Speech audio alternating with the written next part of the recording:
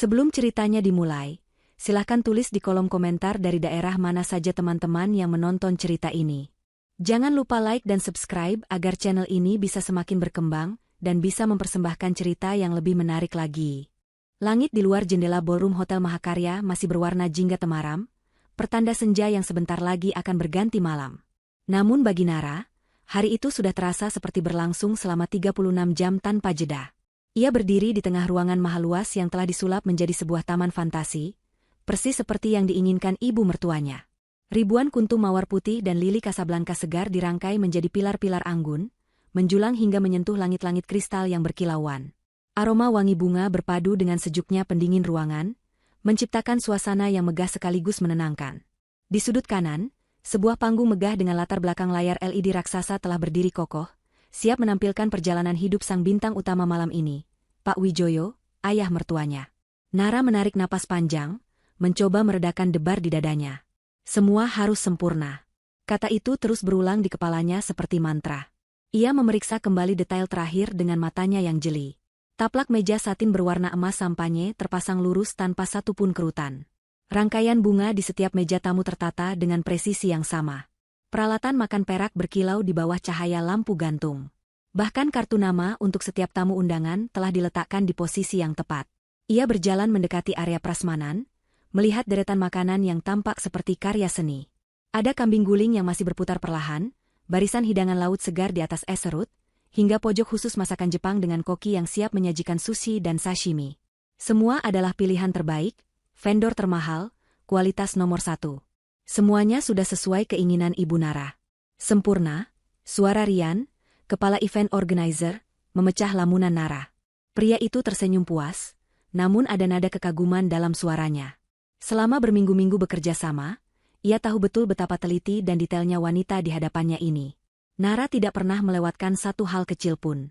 Nara membalas senyuman itu dengan tipis. Terima kasih, Mas Rian. Tolong pastikan tim catering menjaga suhu makanan tetap hangat dan tim musik memulai dengan alunan instrumental lembut tepat jam 7 malam nanti. Siap, Bu. Ibu tenang saja, serahkan pada kami. Sebaiknya Ibu mulai bersiap-siap.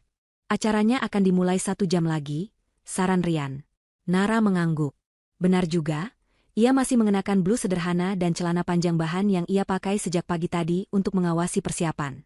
Gaun malam rancangan desainer ternama masih tergantung rapi di kamar hotel yang sudah ia sewa khusus untuk keluarganya bersiap. Namun, kakinya terasa berat untuk melangkah pergi. Ada perasaan cemas yang aneh, seolah jika ia mengalihkan pandangan sedetik saja, sesuatu akan menjadi kacau. Ini bukan sekadar pesta. Ini adalah pertaruhan terbesarnya. Pertaruhan untuk sebuah pengakuan, untuk sebuah tempat yang layak di dalam keluarga Wijoyo. Sudah 5 tahun ia menikah dengan Bima, putra tunggal kesayangan keluarga itu. Selama 5 tahun itu pula, Nara merasa seperti tamu yang tak pernah benar-benar dipersilakan masuk. Ia selalu berusaha. Ia mencoba memasak resep kesukaan ibu mertuanya, meski masakannya selalu dikomentari terlalu asin atau kurang manis. Ia mencoba ikut dalam obrolan arisan keluarga besar, meski topik pembicaraannya selalu tentang hal-hal yang tidak ia pahami, dan tak ada yang peduli untuk menjelaskan padanya. Ia mencoba membelikan hadiah-hadiah mahal, yang diterima dengan senyum namun diletakkan begitu saja di sudut ruangan, tak pernah dipakai. Bagi keluarga Wijoyo, Nara hanyalah wanita karir yang beruntung bisa mendapatkan putra mereka, Bima. Mereka tidak pernah melihat kerja keras Nara membangun bisnisnya dari nol. Mereka tidak pernah tahu malam-malam tanpa tidur yang ia lalui untuk mencapai posisinya sekarang. Yang mereka lihat hanyalah seorang wanita yang terlalu sibuk, terlalu mandiri, dan mungkin, terlalu sukses untuk menjadi menantu idaman yang seharusnya patuh dan selalu ada di rumah. Ayah mertuanya, Pak Wijoyo, adalah yang paling vokal. Pria itu adalah seorang pensiunan pejabat yang sangat menjunjung tinggi gengsi dan citra keluarga. Dalam setiap kesempatan, ia akan membanggakan Bima yang bekerja di perusahaan multinasional, namun tidak pernah sekalipun menyebutkan pencapaian Nara. Seolah-olah, menantunya ini tidak memiliki prestasi apapun yang layak dibanggakan. Karena itulah, pesta ulang tahun ke-60 ini menjadi begitu penting bagi Nara. Ia ingin membuktikan sesuatu. Bukan hanya kepada mereka, tetapi juga kepada dirinya sendiri. Ia ingin menunjukkan ketulusannya, cintanya pada Bima yang diekspresikan melalui pengabdiannya pada keluarga Bima. Ketika ide pesta ini muncul, Bima sempat ragu. Ayah maunya yang sederhana saja. Sayang, kumpul keluarga di rumah. Nara tahu itu bohong. Ia pernah mendengar Pak Wijoyo memuji habis-habisan pesta ulang tahun kolega bisnisnya yang diadakan di hotel mewah. Maka, Nara menawarkan diri. Bagaimana kalau kali ini kita buat yang istimewa? Mas? Momen sekali seumur hidup untuk ayah. Biar aku yang urus semuanya. Wajah Bima langsung berbinar. Benarkah? Sayang? Tapi biayanya pasti besar. Dan di sanalah Nara membuat penawarannya. Tidak apa-apa. Anggap saja ini hadiah dariku untuk ayah. Aku punya sedikit tabungan, katanya saat itu. Sedikit tabungan yang ia sebut adalah uang sejumlah 200 juta rupiah. Uang hasil kerja kerasnya, bonus dari proyek besar yang berhasil ia menangkan beberapa bulan lalu. Uang yang seharusnya bisa ia gunakan untuk investasi atau sekadar memanjakan dirinya sendiri. Namun, melihat binar di mata Bima dan membayangkan senyum bangga di wajah Pak Wijoyo, Nara merasa semua itu sepadan. Bima memeluknya erat. Terima kasih, sayang. Kamu memang istri terbaik. Ayah pasti akan senang sekali. Namun, seiring berjalannya waktu, antusiasme itu terasa salah arah. Bima dan keluarganya dengan cepat mengambil alih narasi. Dalam undangan yang disebar, tertulis, keluarga besar Wijoyo mengundang, tanpa penyebutan khusus. Ketika kerabat bertanya, Bima dengan bangga akan berkata, "Iya, kami sekeluarga menyiapkan ini khusus untuk ayah." Kata, "kami," itu terasa seperti duri kecil di hati Nara. Ia tidak butuh pujian, tetapi ia juga tidak suka usahanya, keringatnya, dan terutama uangnya, seolah lenyap ditelan kebesaran nama keluarga Wijoyo. Ia merasa seperti sponsor anonim dalam acara keluarganya sendiri. Nara menghela napas lagi, kali ini lebih berat. Ia harus membuang semua pikiran negatif itu. Malam ini adalah tentang kebahagiaan ayah, tentang kebanggaan suaminya. Jika ia berhasil membuat mereka bahagia, mungkin setelah ini sikap mereka akan berubah. Mungkin ibu mertua akan mulai menganggapnya seperti anak sendiri. Mungkin ayah mertua akan memandangnya dengan tatapan yang lebih hangat. Mungkin Bima akan lebih sering membelanya di depan orang tuanya. Harapan-harapan itu yang membuatnya kuat bertahan. Harapan-harapan rapuh yang ia coba rekatkan dengan pesta senilai 200 juta rupiah. Dengan langkah mantap, ia akhirnya berbalik, meninggalkan ballroom yang megah itu untuk sementara waktu. Ia berjalan menyusuri koridor hotel yang sunyi, menuju kamar di lantai 12. Saat pintu lift terbuka, bayangan dirinya terpantul di dinding cermin. Seorang wanita dengan wajah lelah, rambut yang sedikit berantakan, dan tatapan mata yang menyimpan sejuta harapan dan kecemasan. Ia berjanji pada dirinya sendiri, malam ini, ia akan mengubah tatapan itu menjadi tatapan penuh kemenangan dan kebahagiaan. Malam ini, semuanya harus berjalan sempurna. 1 jam kemudian, Nara kembali menjejakkan kaki di ballroom Hotel Mahakarya. Transformasinya begitu total. Gaun satin berwarna biru malam membalut tubuhnya dengan sempurna, memperlihatkan lekuk tubuhnya yang jenjang dan terawat. Rambutnya telah ditata menjadi sanggul modern yang elegan, dengan beberapa helai anak rambut membingkai wajahnya yang telah dipoles riasan tanpa celah. Perhiasan berlian sederhana di telinga dan lehernya memancarkan kilau lembut setiap kali ia bergerak. Ia bukan lagi seorang manajer proyek yang lelah, melainkan seorang dewi malam yang anggun dan memesona. Namun, pesonanya seolah tak terlihat oleh keluarga inti yang sedang menyambut tamu di dekat pintu masuk. Pak Wijoyo berdiri gagah dengan setelan jas pesanan khusus, wajahnya berseri-seri menerima ucapan selamat. Di sebelahnya, Ibu Wijoyo, dalam balutan kebaya brokat berwarna senada, tak henti-hentinya tersenyum dan menceritakan betapa Bima, putra mereka satu-satunya, telah mempersiapkan kejutan luar biasa ini. Bima sendiri berdiri di samping mereka, dadanya membusung bangga, menerima pujian seolah ialah arsitek di balik semua kemegahan ini. Nara mendekat, mencoba bergabung. "Ayah, Ibu, selamat malam," sapanya lembut. Ibu mertuanya hanya melirik sekilas. "Oh, kamu sudah siap? Baguslah. Tolong nanti kamu pastikan hidangan penutup keluar tepat waktu setelah acara potong kue ya. Jangan sampai telat seperti acara keluarga Hartono waktu itu," katanya, lebih terdengar seperti perintah kepada seorang staf daripada sapaan hangat untuk menantu. "Tentu, Bu," jawab Nara, senyumnya sedikit kaku. Seorang tamu, teman lama Pak Wijoyo, menatap Nara dengan kagum. "Wah, Wijoyo, ini istrimu yang satu lagi," guraunya, jelas terpesona oleh penampilan Nara. Pak Wijoyo tertawa terbahak-bahak, namun jawabannya menusuk hati Nara. "Bukan. Ini Nara, istrinya Bima. Cantik, kan? Sayang otaknya cuma dipakai buat kerja, urusan rumah tangga kurang," katanya, separuh bercanda, separuh menyindir. Wajah Nara memanas menahan malu. Ia hanya bisa tersenyum tipis. Sementara Bima, suaminya, hanya terkekeh pelan seolah itu adalah lelucon paling lucu di dunia. Tidak ada pembelaan. Tidak ada usaha untuk meluruskan. Nara merasa dirinya menyusut menjadi begitu kecil di tengah keramaian itu. Ia memutuskan untuk menjauh sejenak, berkeliling untuk menyapa beberapa kolega bisnisnya yang juga diundang. Disinilah dunianya. Di antara orang-orang yang mengenalnya sebagai seorang profesional yang kompeten, bukan sebagai menantu yang tidak becus. Pestanya luar biasa. Ra, kamu hebat sekali bisa menyiapkan semua ini, puji salah satu rekannya. Terima kasih, jawab Nara tulus. Hanya di lingkaran inilah ia bisa merasakan sedikit pengakuan. Namun, kelegaan itu tidak berlangsung lama. Dari kejauhan, ia melihat adik perempuan Bima, Riana, sedang bercengkrama dengan sepupu-sepupu mereka. Tawa mereka yang renyah menarik perhatian Nara. Berpikir ini adalah kesempatan baik untuk membaur, ia pun berjalan mendekat. Hai, lagi ngobrolin apa? Seru sekali kelihatannya, sapa Nara ramah. Riana menoleh, senyumnya sedikit memudar. Oh, Kak Nara. Enggak, ini lagi ngomongin soal liburan akhir tahun. Wah, seru sekali. Kalian ada rencana kemana?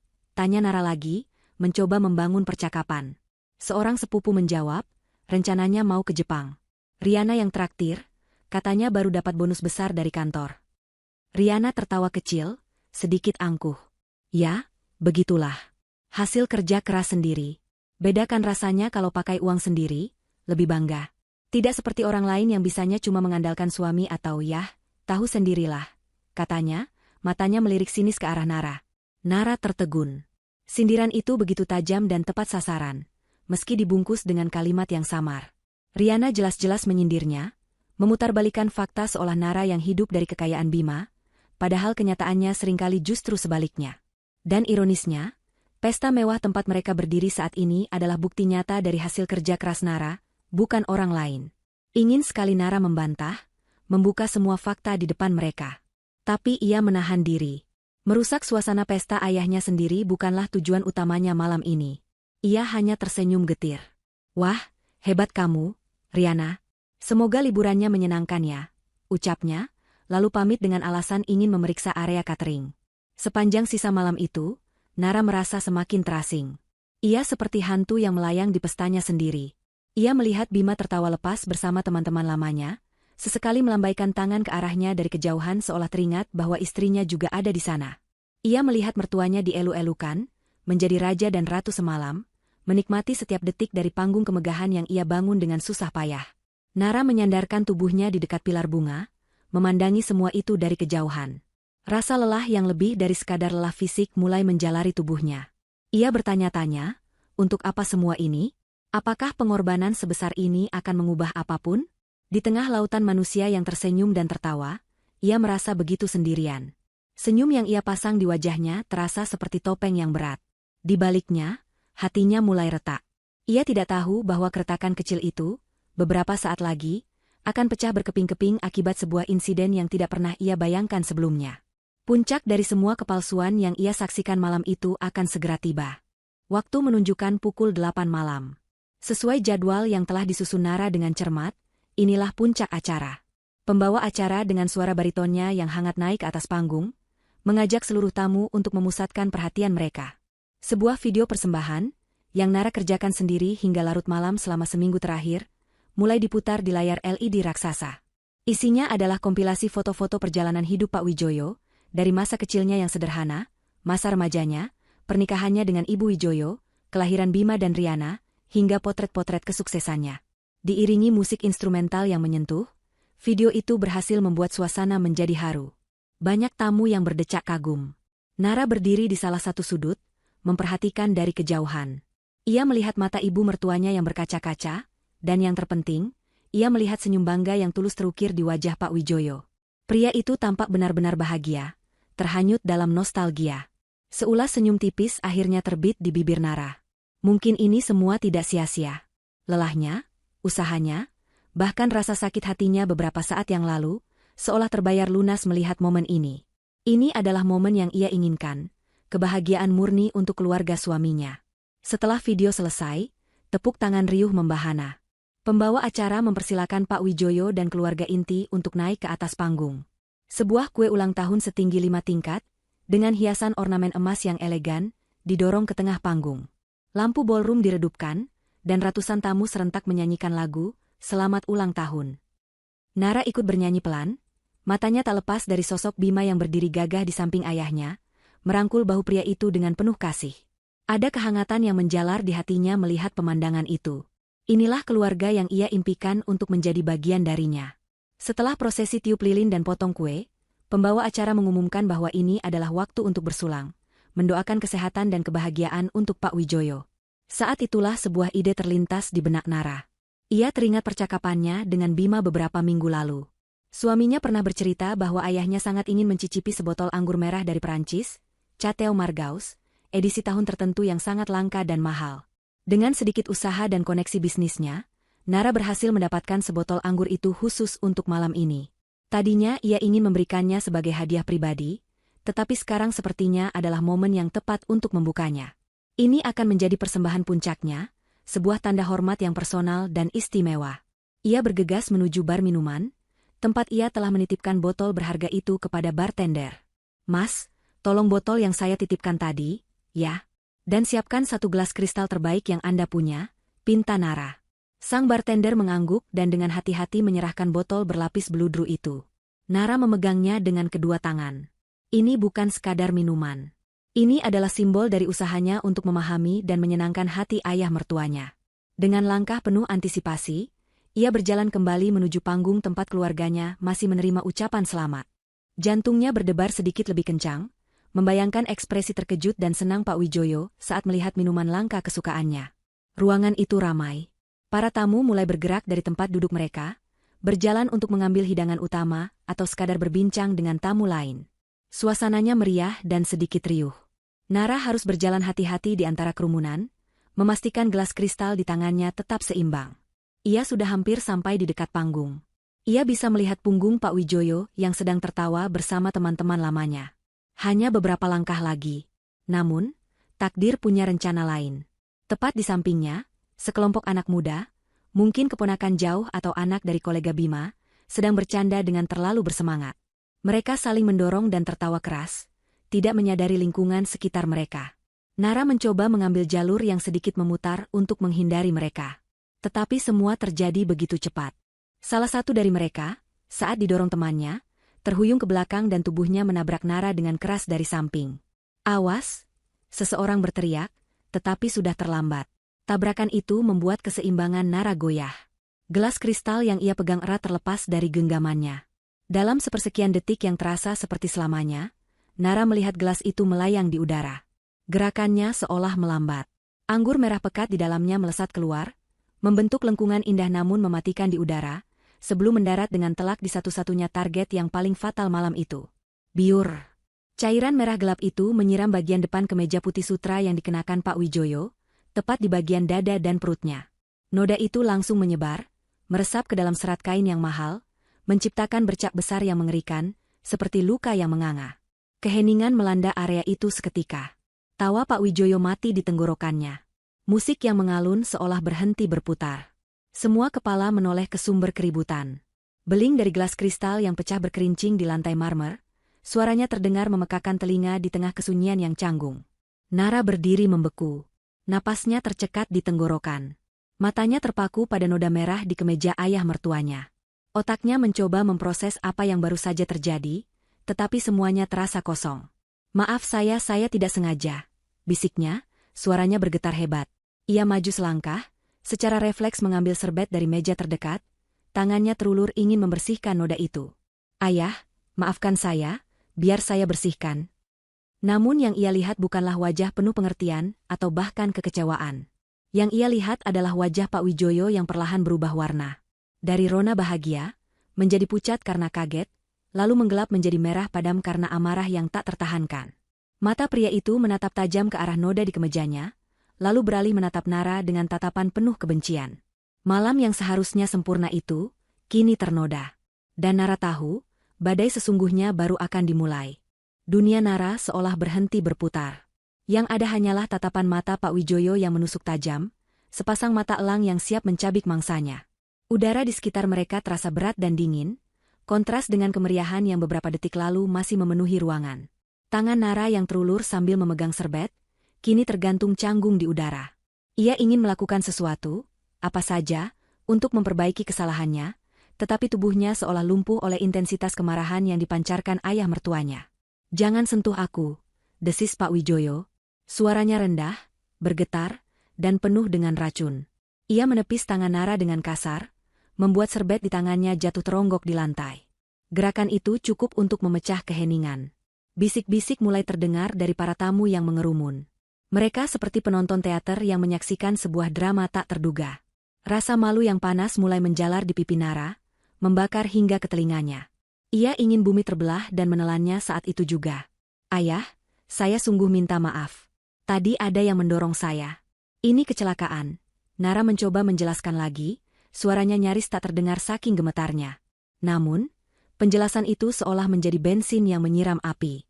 Pak Wijoyo menarik napas dalam-dalam, bukan untuk menenangkan diri, melainkan untuk mengumpulkan kekuatan sebelum meledak. Dan ia pun meledak. "Kecelakaan katamu?" teriaknya. Suaranya menggema di seluruh ballroom, membungkam semua bisikan dan menghentikan alunan musik secara total.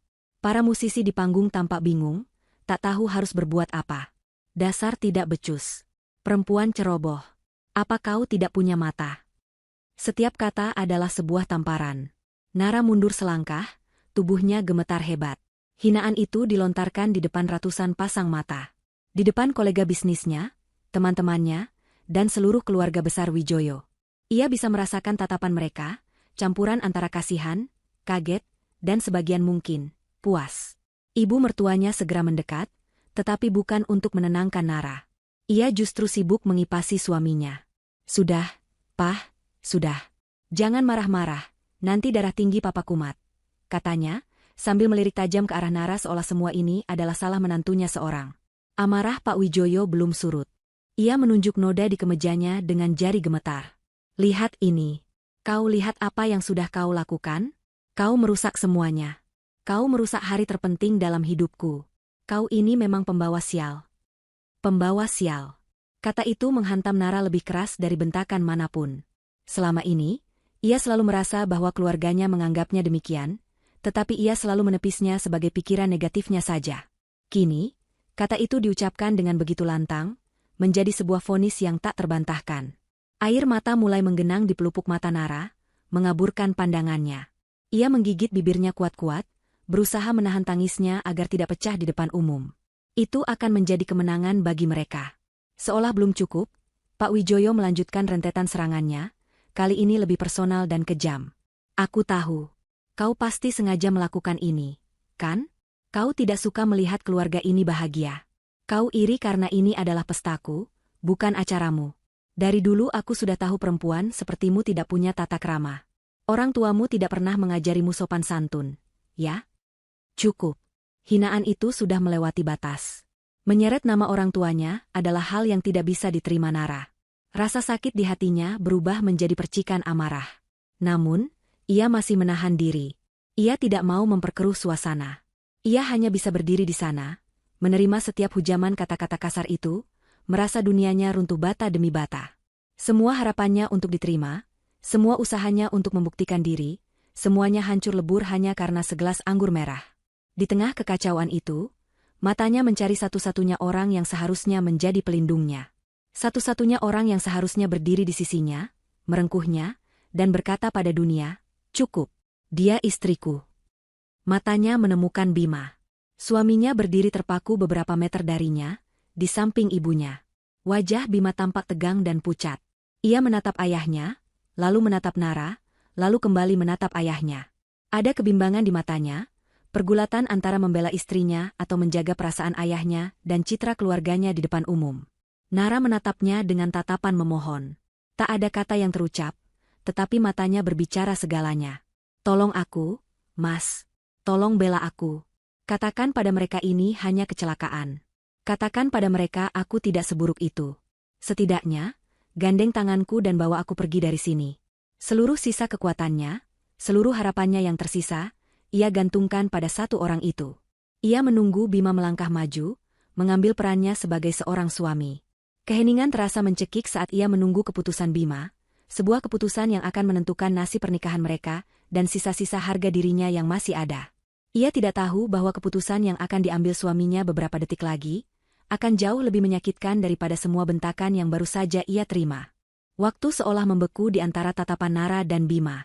Seluruh suara di ballroom, bisikan para tamu, denting piring yang samar, semua lenyap ditelan keheningan yang memekakan di dalam kepala Nara. Yang ada hanyalah detak jantungnya sendiri yang berdebar kencang, penuh harap sekaligus cemas. Matanya yang basah adalah sebuah surat terbuka, sebuah permohonan tanpa suara yang ia kirimkan melintasi ruangan kepada suaminya. Di sana, di dalam sorot matanya, ada sisa-sisa kepercayaan dari 5 tahun pernikahan mereka, keyakinan bahwa di bawah tekanan apapun, Bima akan selalu memilihnya. Bima akhirnya bergerak. Ia melepaskan diri dari sisi ibunya dan mulai berjalan ke arah Nara. Setiap langkah yang ia ambil terasa begitu lambat, seolah kakinya menapak di dasar lautan. Seperti kelegaan yang rapuh mulai menghangatkan hati Nara yang membeku. Ia akan datang. Ia akan membelaku. Ia akan merengkuhku dan mengatakan pada semua orang bahwa ini hanyalah kesalahan kecil. Napas yang sedari tadi ia tahan, akhirnya ia hembuskan perlahan. Namun, saat Bima semakin dekat, kelegaan itu menguap secepat embun di pagi hari. Wajah Bima bukanlah wajah seorang penyelamat. Rahangnya mengeras, bibirnya terkatup rapat menjadi sebuah garis tipis, dan matanya tidak memancarkan kehangatan atau simpati. Matanya dingin, penuh dengan kekecewaan dan amarah yang tertahan. Amarah yang ternyata bukan ditujukan untuk ayahnya, melainkan untuk Nara. Ia berhenti tepat di depan Nara. Untuk sesaat, Nara mengira Bima akan merengkuh bahunya, tetapi tangan suaminya justru mencengkeram lengan atasnya dengan kasar. Cengkeraman itu begitu kuat, terasa menyakitkan, sebuah penegasan kekuasaan yang tak pernah Nara rasakan sebelumnya dari pria itu. "Apa yang kau lakukan?" bisik Bima. Suaranya rendah, berdesis seperti ular, dan hanya ditujukan untuk telinga Nara. Tidak ada panggilan, sayang, atau Nara. Hanya ada, kau. Jarak di antara mereka kini terasa seperti jurang yang tak terseberangi. Nara menatapnya, bingung dan terluka. "Mas, aku tidak sengaja. Tadi ada yang..." "SSSD." Bima memotongnya dengan tajam. "Aku tidak peduli. Kau lihat ayah? Kau lihat para tamu? Kau mempermalukan kami semua." Hati Nara terasa seperti diremas. Bukan hanya tidak dibela, ia justru disalahkan sepenuhnya. Bima bahkan tidak memberinya kesempatan untuk menjelaskan. Ia telah diadili dan divonis bersalah oleh suaminya sendiri, bahkan sebelum persidangan dimulai. "Mas." Hanya itu kata yang sanggup keluar dari bibir Nara yang bergetar. Air matanya kini tak terbendung lagi, mengalir deras membasahi pipinya. Melihat air mata itu, Bima tidak luluh. Wajahnya justru semakin mengeras. "Jangan menangis di sini. Kau pikir air matamu bisa memperbaiki semua ini?" Ia melirik ke sekeliling, melihat tatapan para tamu yang masih terpaku pada mereka. Gengsi keluarga adalah segalanya bagi Bima, dan saat ini, Nara adalah ancaman terbesar bagi gengsi itu. Ia harus menyingkirkan masalah ini secepat mungkin. Lalu, ia mengucapkan kalimat yang meruntuhkan sisa-sisa cinta dan hormat Nara untuknya. "Pergi dari sini sekarang," bisiknya dengan penekanan di setiap kata. "Jangan buat suasana makin kacau. Pulanglah." Nara menggelengkan kepalanya pelan, tak percaya dengan apa yang ia dengar. Diusir? Ia diusir dari pesta yang ia danai dengan uangnya sendiri? Oleh suaminya sendiri? Ini adalah sebuah mimpi buruk. "Tidak, Mas. Ini pestanya ayah. Justru karena ini pesta ayah, kau harus pergi." Bima menarik lengan Nara, memaksanya untuk berbalik dan berjalan menuju pintu keluar. "Kau sudah merusaknya. Setidaknya jangan membuatnya lebih buruk lagi dengan tetap berada di sini." Setiap langkah terasa seperti siksaan.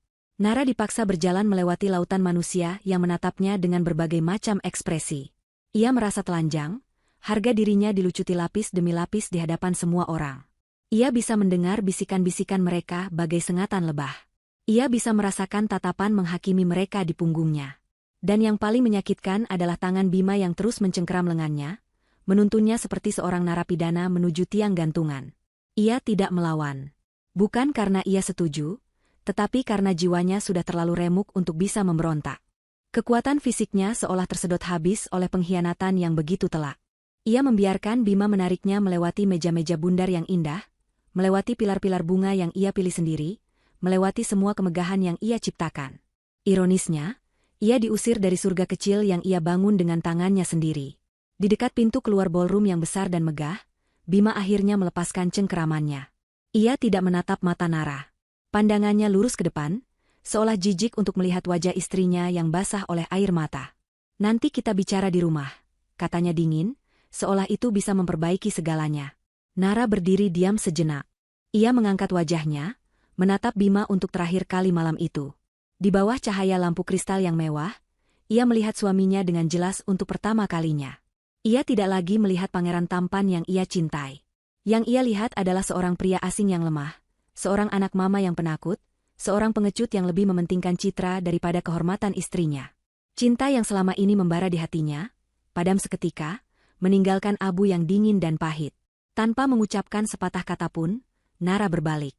Ia mendorong salah satu daun pintu besar itu dengan sisa tenaganya dan melangkah keluar. Pintu itu tertutup di belakangnya dengan suara yang pelan. Namun bagi Nara, suara itu terdengar seperti dentuman akhir dari sebuah babak kehidupan. Babak di mana ia mencintai Bima Wijoyo dengan segenap hatinya. Babak itu kini telah berakhir. Begitu pintu ballroom tertutup di belakangnya, Nara bersandar sejenak di dinding koridor yang dingin. Suara musik dan tawa yang tadi begitu memekakan, kini terdengar sayup-sayup, teredam oleh pintu kayu yang tebal. Di sini, di koridor hotel yang sepi dan berkarpet tebal, ia akhirnya sendirian. Isak tangis yang sedari tadi ia tahan, akhirnya pecah. Tubuhnya melorot ke lantai, tak peduli lagi pada gaun mahalnya yang mungkin akan kusut. Ia memeluk lututnya dan menangis sejadi-jadinya. Tangisan yang bukan hanya berisi kesedihan, tetapi juga kemarahan, kekecewaan, dan rasa sakit dari pengkhianatan yang begitu dalam. Semua pengorbanannya terasa sia-sia. Uang ratusan juta, waktu berbulan-bulan, energi yang terkuras habis. Semua hanya berujung pada penghinaan publik dan pengusiran. Ia menangisi kebodohannya sendiri, yang terus berharap bisa membeli penerimaan dan kasih sayang dari orang-orang yang memang tidak pernah menginginkannya sejak awal. Setelah beberapa menit yang terasa seperti selamanya, tangisannya mulai mereda, berganti dengan perasaan hampa yang dingin. Ia menyeka air matanya dengan punggung tangannya, merusak riasan mahal di wajahnya. Ia menatap pantulan dirinya di ubin marmer yang mengkilap. Wajah yang sembab, riasan yang luntur, tatapan mata yang kosong. Ia tidak mengenali wanita itu. Ini bukan Nara yang ia kenal. Nara yang ia kenal adalah wanita yang kuat, tegar, dan tidak akan membiarkan siapapun menginjak-injak harga dirinya. Sebuah keputusan mengkristal di benaknya. Keputusan yang lahir dari puing-puing hatinya yang hancur. Cukup sudah. Ini semua harus berakhir malam ini. Dengan sisa-sisa kekuatannya, ia bangkit berdiri. Ia merapikan gaunnya sekenanya, mengangkat dagunya tinggi-tinggi. Ia tidak akan pulang ke rumah yang ia tinggali bersama Bima. Rumah itu bukan lagi tempatnya berlindung. Ia berjalan dengan langkah mantap menuju lift, bukan untuk turun ke lobi, melainkan naik ke kamar hotel yang tadi ia gunakan untuk bersiap. Di sana, semua barang pribadinya berada. Dompet, kunci mobil, dan yang terpenting, ponselnya.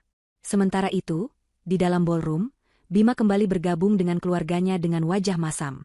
Ia mencoba tersenyum kepada para tamu yang menatapnya dengan penasaran, berpura-pura seolah insiden tadi hanyalah masalah kecil suami istri. "Sudah beres, Pah," katanya pelan kepada Pak Wijoyo, yang sudah kembali dari mengganti kemejanya dengan kemeja batik cadangan. Wajah pria tua itu masih merah karena marah. "Baguslah. Perempuan itu hanya membuat malu," gerutu Pak Wijoyo. Mereka berusaha menghidupkan kembali suasana pesta. Musik kembali dimainkan dengan volume yang lebih keras. Pembawa acara mencoba melontarkan lelucon. Namun, semua terasa hambar. Para tamu berbisik-bisik, dan sebagian besar mulai pamit pulang lebih awal, merasa tidak nyaman dengan drama keluarga yang baru saja mereka saksikan. Pesta yang dirancang untuk menjadi perayaan paling megah, kini terasa seperti sebuah pemakaman yang canggung. Saat itulah Rian, sang event organizer, mendekati Bima dengan membawa sebuah tablet di tangannya. Wajahnya tampak sedikit cemas. "Permisi, Pak Bima. Maaf sekali mengganggu di saat seperti ini," katanya sopan. "Tapi sesuai kontrak, ada beberapa pembayaran akhir untuk vendor yang harus diselesaikan malam ini. Vendor catering, tata suara, dan dekorasi bunga. Semuanya harus dilunasi sebelum jam 12 malam." Bima mengernyitkan dahi. "Oh, iya, tentu. Kirimkan saja tagihannya. Nanti diurus oleh Nara," jawabnya enteng. Rian tampak ragu. Masalahnya, Pak, semua kontrak dan tagihan atas nama Ibu Nara. Kami butuh otorisasi langsung atau pembayaran dari beliau. Apa beliau ada di sini? Saya sudah mencoba menghubunginya, tapi ponselnya tidak aktif. Jantung Bima mulai berdebar tak enak. Dia sedang tidak enak badan, jadi pulang duluan. Biar saya yang hubungi. Bima mengambil ponselnya dari saku jas. Ia mencoba menelepon Nara. Panggilan pertama, nada sambung berdering beberapa kali sebelum akhirnya dimatikan. Panggilan kedua, langsung dialihkan ke pesan suara. Nara menolak panggilannya. Keringat dingin mulai membasahi pelipis Bima. Melihat kepanikan di wajah putranya, Pak Wijoyo mendekat. Ada apa lagi ini? Tanyanya ketus. Tepat pada saat itu, manajer hotel, seorang wanita parubaya yang berwibawa, datang menghampiri mereka, diikuti oleh kepala bagian catering. Selamat malam, Bapak Wijoyo. Selamat ulang tahun, sapa manajer itu dengan senyum profesional. Mohon maaf kami terpaksa mengganggu perayaan Bapak. Kami hanya ingin melakukan konfirmasi akhir mengenai pelunasan biaya untuk penggunaan ballroom, paket makanan dan minuman untuk 300 tamu, serta biaya-biaya lainnya. Pak Wijoyo mengangkat dagunya dengan angkuh. Tentu saja akan kami lunasi. Memangnya kami akan lari? Manajer itu tetap tersenyum. Tentu tidak, Pak. Hanya saja, karena seluruh pemesanan dan kontrak kerjasama dibuat atas nama Ibu Narasasmita, kami memerlukan persetujuan akhir dari beliau. Total sisa tagihan yang harus dibayarkan malam ini adalah 185 juta rupiah. Wanita itu berhenti sejenak, sebelum menambahkan informasi kunci. Itu sisa dari total paket keseluruhan senilai 200 juta rupiah, setelah dipotong uang muka. 200 juta rupiah. Angka itu terdengar seperti ledakan bom di telinga Bima dan Pak Wijoyo. Wajah angkuh Pak Wijoyo langsung berubah pucat pasi. Ia menoleh ke arah Bima dengan tatapan tak percaya. Bima sendiri merasa kakinya lemas seperti jeli. Selama ini, Nara hanya menyebut sedikit tabungan. Bima tidak pernah tahu, atau mungkin tidak pernah mau tahu, berapa jumlah pastinya. Ia hanya menikmati kemewahan yang disajikan tanpa pernah bertanya dari mana sumbernya. 200 juta, suara Pak Wijoyo bergetar. Benar, Bapak, manajer hotel mengonfirmasi dengan tenang. Kesadaran itu menghantam mereka seperti sebuah truk. Mereka tidak hanya mengusir seorang menantu. Mereka baru saja mengusir satu-satunya orang yang menjadi penjamin seluruh kemegahan dan harga diri palsu mereka malam itu. Pesta ini, pujian dari para kolega, kebanggaan yang mereka rasakan, semuanya dibayar oleh wanita yang baru saja mereka hinakan dan usir seperti sampah. Kepanikan yang luar biasa menjalari diri mereka. Pesta yang hancur kini menjadi masalah terkecil. Mereka kini dihadapkan pada sebuah bencana finansial dan rasa malu yang tak terhingga. Kepanikan adalah racun yang bekerja cepat. Dalam hitungan detik, wajah-wajah angkuh keluarga Wijoyo berubah menjadi topeng horor. Angka 200 juta rupiah berdengung di telinga mereka, mengalahkan kebisingan pesta yang sekarat di belakang mereka. Manajer hotel dan para vendor berdiri diam, ekspresi mereka tetap profesional. Namun mata mereka menyeratkan bahwa mereka tidak akan pergi sebelum mendapatkan kepastian. Di mana perempuan itu? Pak Wijoyo tergagap. Suaranya yang tadi lantang kini terdengar serak dan lemah. Ia tidak lagi menyebut nama Nara, hanya perempuan itu, seolah malu untuk mengakui identitas orang yang baru saja ia caci maki. Dia sudah pergi, Pah, seru Bima, tangannya terkepal erat hingga buku-buku jarinya memutih. Rasa malunya kini bercampur dengan ketakutan yang luar biasa. Ia takut pada ayahnya, takut pada para vendor, takut pada tatapan para tamu, dan yang paling utama, ia takut pada konsekuensi finansial yang akan menimpa mereka. Bodoh! Kenapa kau biarkan dia pergi? Bentak Pak Wijoyo, amarahnya kembali tersulut, kali ini didasari oleh keputusasaan. Kejar dia. Bawa dia kembali sekarang juga. Suruh dia selesaikan semua ini. Perintah itu adalah sebuah cambuk. Tanpa berpikir dua kali, Bima langsung berbalik dan berlari. Ia menerobos sisa-sisa tamu yang menatapnya dengan bingung, mendorong pintu ballroom dengan kasar, dan berlari secepat yang ia bisa menyusuri koridor hotel yang panjang. Sepatu pantofelnya yang mahal berdecit di lantai marmer, napasnya memburu. Pikirannya kacau. Ia harus menemukan Nara. Bukan untuk meminta maaf dari hati, tetapi untuk memadamkan api yang mengancam akan membakar hangus reputasi dan keuangan keluarganya. Di belakangnya, Pak Wijoyo dan istrinya ikut panik. Ayo, kita susul Bima, kata Pak Wijoyo, menarik lengan istrinya dan Riana untuk ikut mengejar. Mereka meninggalkan manajer hotel dan para vendor yang saling berpandangan dengan canggung di tengah pesta yang kini benar-benar telah mati. Nara baru saja selesai mengambil barang-barangnya dari kamar hotel.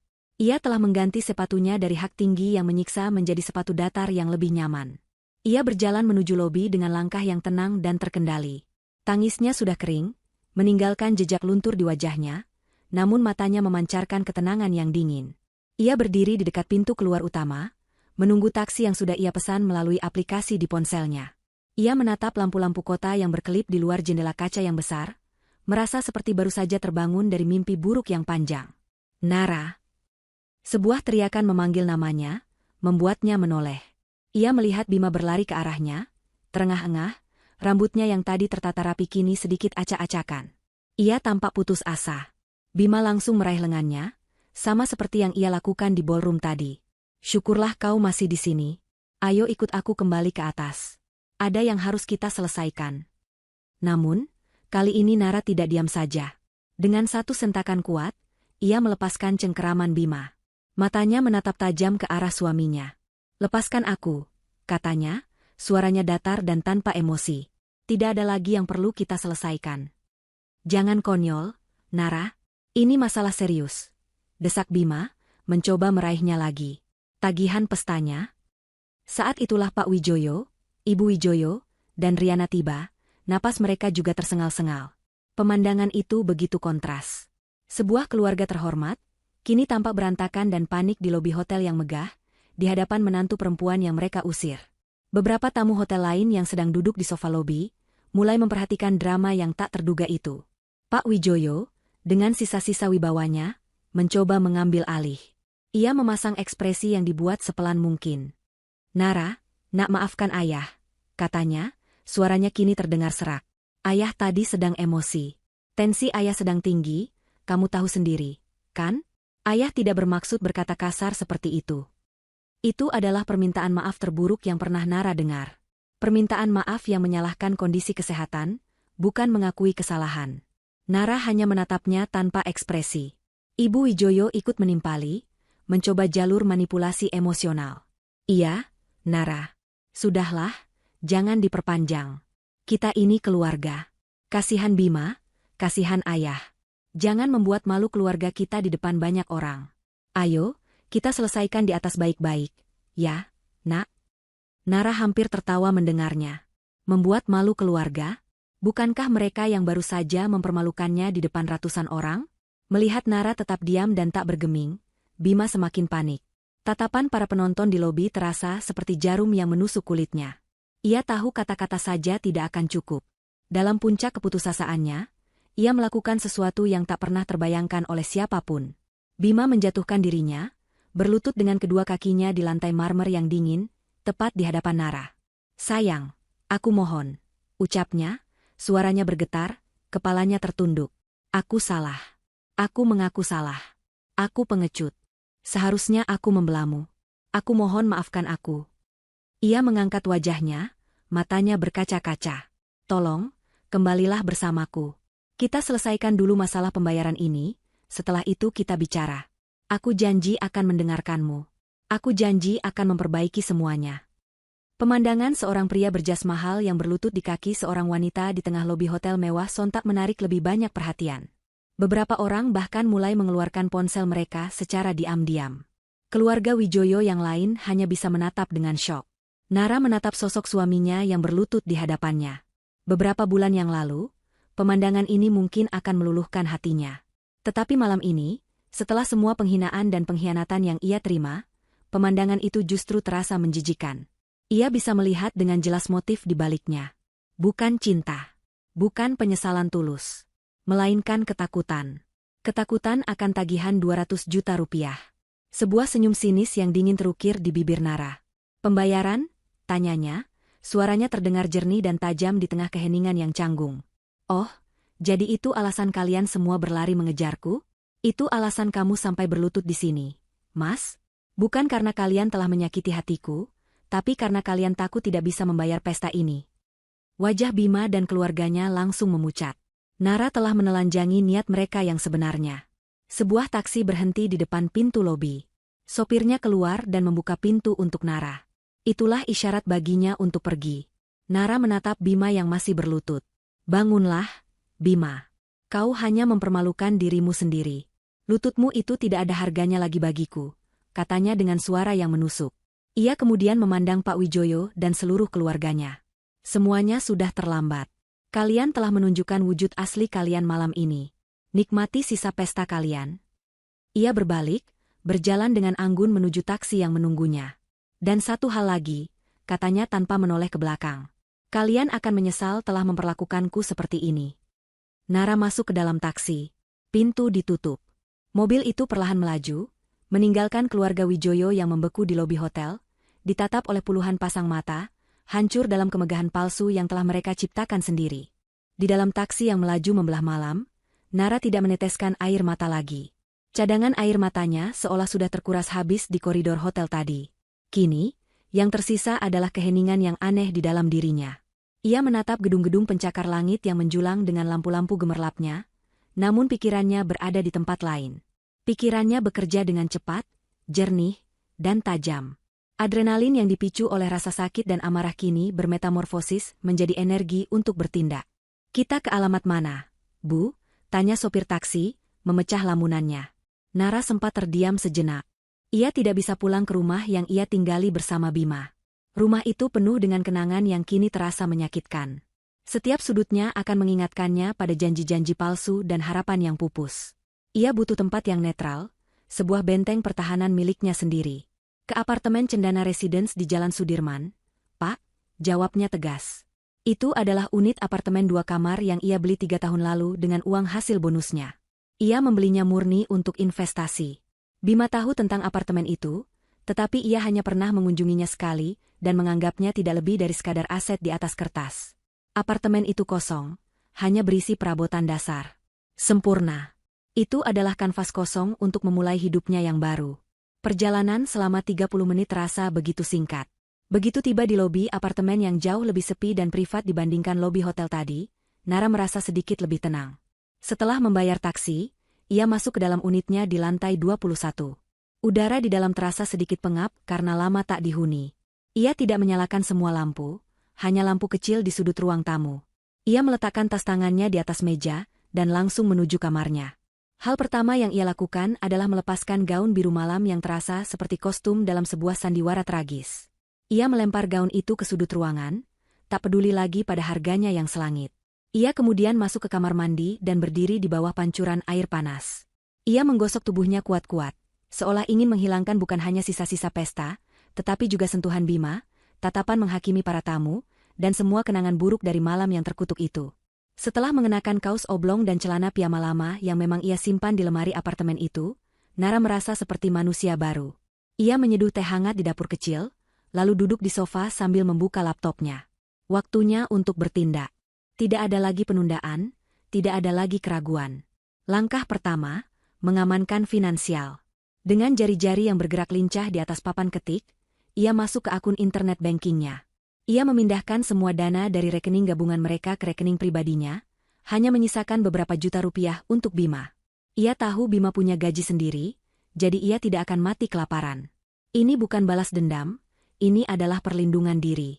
Ia tidak akan membiarkan Bima menggunakan uang hasil kerja kerasnya untuk membayar utang dari pesta kebodohan mereka. Ia juga langsung memblokir kartu kredit tambahan yang ia berikan pada Bima. Selesai. Benteng finansialnya kini telah berdiri kokoh. Langkah kedua, mengamankan pekerjaan. Ia membuka email kantornya. Ia mengirim pesan singkat kepada asisten pribadinya, menginformasikan bahwa ia tidak akan masuk kantor besok dan meminta semua rapat dijadwalkan ulang. Ia memberi instruksi yang jelas mengenai beberapa proyek mendesak, memastikan roda bisnisnya tetap berputar tanpa kehadirannya. Nara adalah seorang profesional. Masalah pribadi tidak akan menghancurkan karir yang telah ia bangun dengan susah payah. Langkah ketiga, dan yang paling penting, mengamankan masa depannya. Ia membuka email baru. Jari-jarinya berhenti sejenak di atas papan ketik. Ini adalah langkah yang tak bisa diurungkan lagi. Ia menarik napas dalam-dalam, lalu mulai mengetik. Penerima, fajar.prakoso.lo@email.com. Subjek, permohonan gugatan cerai dan pembagian harta, Nara Sasmita. Selamat malam, Pak Fajar. Mohon maaf mengganggu di luar jam kerja. Melalui email ini, Saya, Narasasmita, ingin secara resmi mengajukan permohonan untuk proses gugatan cerai terhadap suami saya, Bima Wijoyo. Keputusan ini saya ambil setelah insiden yang terjadi malam ini, 20 Agustus 2025, yang merupakan puncak dari perlakuan tidak hormat yang saya terima selama bertahun-tahun dari suami dan keluarganya. Saya memiliki cukup bukti dan saksi untuk mendukung gugatan saya dengan alasan percekcokan terus-menerus dan perselisihan yang tidak dapat didamaikan lagi. Saya mohon agar Bapak dapat segera mempersiapkan semua dokumen yang diperlukan. Saya ingin proses ini berjalan secepat mungkin. Saya juga ingin mengajukan pembagian harta gonogini secara adil, dengan mempertimbangkan kontribusi finansial saya yang jauh lebih besar selama masa pernikahan, termasuk kepemilikan rumah kami saat ini. Saya akan menghubungi Bapak besok pagi untuk mendiskusikan langkah selanjutnya. Terima kasih atas perhatian dan kerjasamanya. Hormat saya, Narasasmita. Setelah menekan tombol kirim, Nara merasakan beban yang sangat berat terangkat dari pundaknya. Semuanya sudah jelas sekarang. Tidak ada lagi jalan kembali. Ia mematikan laptopnya dan berjalan ke arah jendela besar yang menampilkan pemandangan kota dari ketinggian. Lampu-lampu kota berkelip seperti jutaan bintang buatan manusia.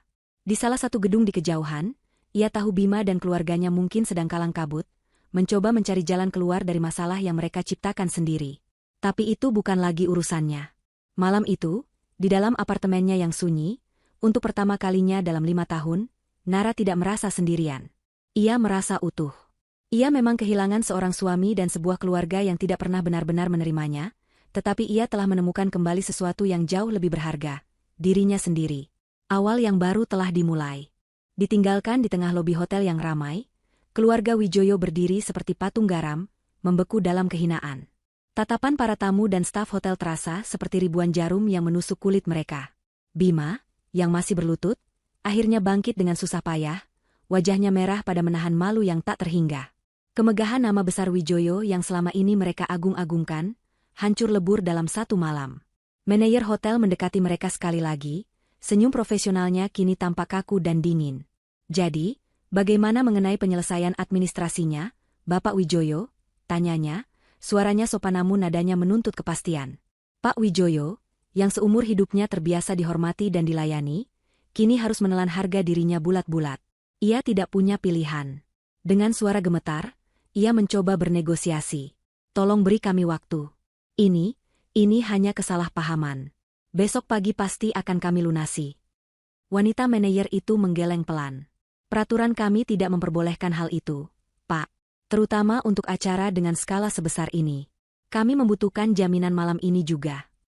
Kepanikan kembali mencengkeram. Pak Wijoyo melirik jam tangan Rolex emas di pergelangan tangannya. Dengan tangan gemetar, ia melepaskan jam tangan itu dan meletakkannya di atas meja resepsionis. Ambil ini sebagai jaminan. Harganya lebih dari cukup untuk menutupi sisa tagihan. Besok saya akan kembali dengan pembayaran penuh untuk mengambilnya, katanya dengan suara parau. Itu adalah jam tangan kesayangannya, hadiah dari kolega saat ia pensiun. Menyerahkannya terasa seperti menyerahkan mahkotanya. Malam itu, mereka pulang ke rumah bukan dengan perasaan bahagia, melainkan dengan perasaan seorang pecundang. Mobil mereka melaju dalam keheningan yang mencekik. Tidak ada yang berani memulai pembicaraan. Semua orang tenggelam dalam pikiran mereka masing-masing, menyalahkan satu sama lain dalam diam. Rumah besar mereka yang biasanya terasa hangat dan megah, kini terasa dingin dan kosong.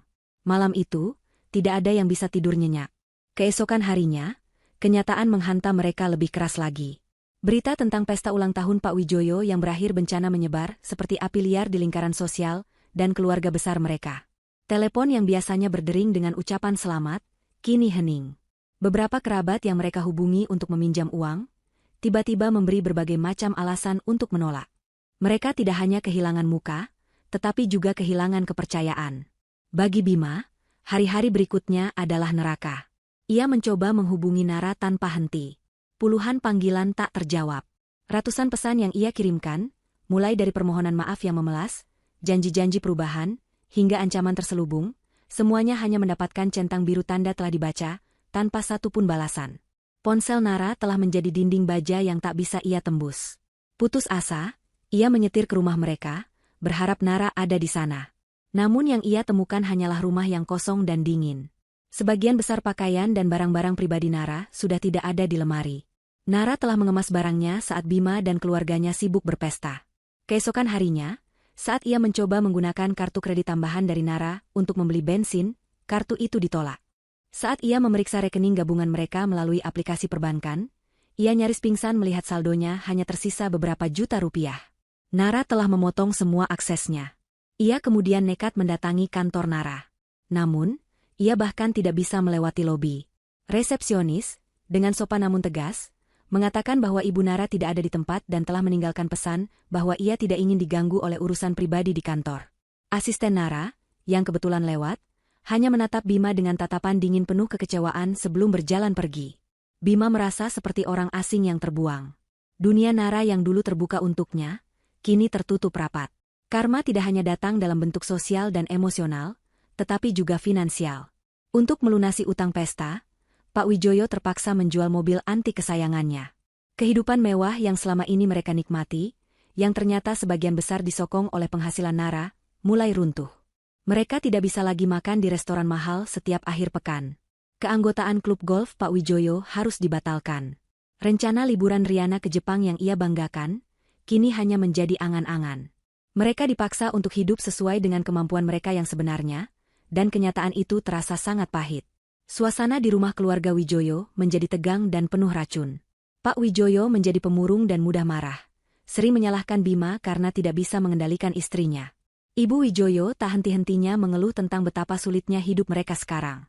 Riana, yang paling merasakan dampak perubahan gaya hidup, terus-menerus menyalahkan Nara atas semua kemalangan mereka, menolak untuk mengakui bahwa semua ini adalah akibat dari perlakuan mereka sendiri. Di tengah semua itu, Bima merasa paling hancur. Ia kehilangan segalanya. Istrinya, dukungan finansialnya, dan rasa hormatnya pada dirinya sendiri. Setiap malam, ia berbaring sendirian di ranjang mereka yang terasa terlalu besar, menatap langit-langit kamar, dihantui oleh penyesalan. Ia terus memutar ulang kejadian malam itu di kepalanya. Teriakan ayahnya, wajah Nara yang memohon, dan keputusannya yang pengecut untuk mengusir wanita yang seharusnya ia lindungi. Ia sadar, dengan rasa sakit yang menyayat, bahwa ia tidak hanya kehilangan seorang istri. Ia telah kehilangan bagian terbaik dari hidupnya, dan ia hanya bisa menyalahkan dirinya sendiri. 6 bulan berlalu. Musim telah berganti, begitu pula dengan kehidupan Nara. Jika ada yang melihatnya sekarang, mereka mungkin tidak akan percaya bahwa ia adalah wanita yang sama yang pernah menangis terisak di lantai koridor hotel. Nara telah terlahir kembali, lebih kuat, lebih bersinar, dan lebih utuh dari sebelumnya. Proses perceraiannya dengan Bima telah selesai 2 bulan yang lalu. Berkat pengacaranya yang andal dan bukti-bukti yang kuat, prosesnya berjalan relatif cepat. Ia berhasil mendapatkan hak penuh atas apartemen investasinya dan sebagian besar aset yang memang ia beli dengan uangnya sendiri. Rumah yang dulu mereka tinggali bersama, dijual, dan hasilnya dibagi 2 sesuai hukum. Nara tidak pernah menuntut lebih dari yang menjadi haknya. Baginya, kebebasan adalah kemenangan terbesar. Ia kini tinggal secara permanen di apartemennya. Tempat yang dulu kosong dan dingin, kini telah ia sulap menjadi sebuah surga kecil yang hangat dan penuh gaya.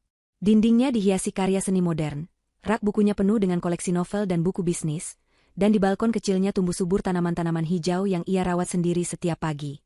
Tempat itu adalah cerminan dari dirinya yang baru, mandiri, berkelas, dan damai. Karirnya meroket.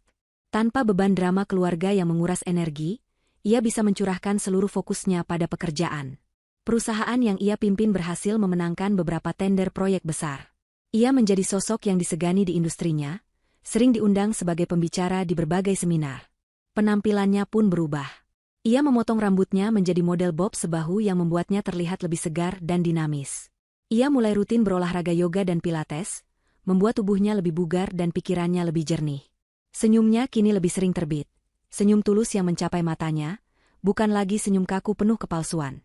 Suatu sore di hari Jumat, setelah menyelesaikan rapat penting, Nara memutuskan untuk bersantai sejenak di sebuah kafe minimalis di dekat kantornya. Ia memesan secangkir kopi latte dan duduk di dekat jendela, menikmati pemandangan kota yang sibuk. Saat itulah, sesosok pria yang tampak ragu-ragu mendekati mejanya. Itu adalah Bima. Nara nyaris tidak mengenalinya. Pria yang dulu selalu tampil necis dan percaya diri, kini tampak kuyu. Tubuhnya lebih kurus. Setelan jas yang ia kenakan tampak sedikit kebesaran, dan ada lingkaran hitam di bawah matanya. Wajahnya dipenuhi guratan lelah dan penyesalan. Nara, panggilnya pelan, suaranya serak. Bolehkah aku duduk sebentar? Nara menatapnya sejenak, tanpa rasa benci, hanya ada ketenangan. Ia mengangguk. Duduklah.